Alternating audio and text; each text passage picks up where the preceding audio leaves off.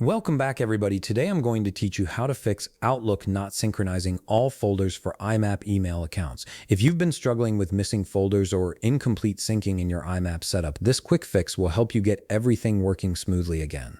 Let's jump right in.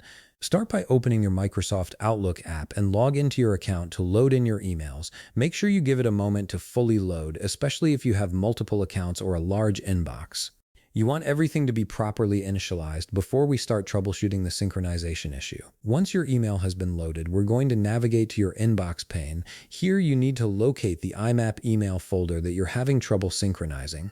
This could be any IMAP account where folders aren't showing up or updating properly. Take your time to identify the correct account, as this is crucial for the fix to work. Once you've located the problematic IMAP account, right-click on it. A context menu will appear with several options.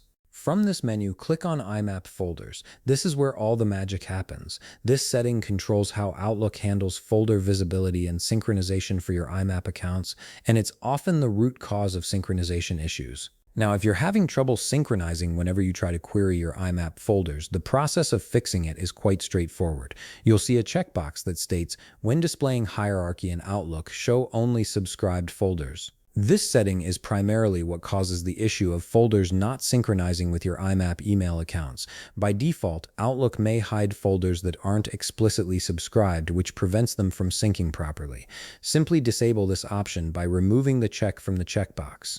This tells Outlook to display and sync all available folders, not just the ones marked as subscribed. Once you've disabled that option, click on OK to retain the changes. Outlook will now process this new setting and begin synchronizing all your IMAP folders properly. You might need to wait a moment for Outlook to refresh and pull in the folders that were previously hidden or not syncing. And that's it. By disabling that single checkbox, you've resolved the synchronization issue, and your IMAP folders should now appear and update as expected. If you found this video helpful, please leave a like, subscribe, and see you in the next video.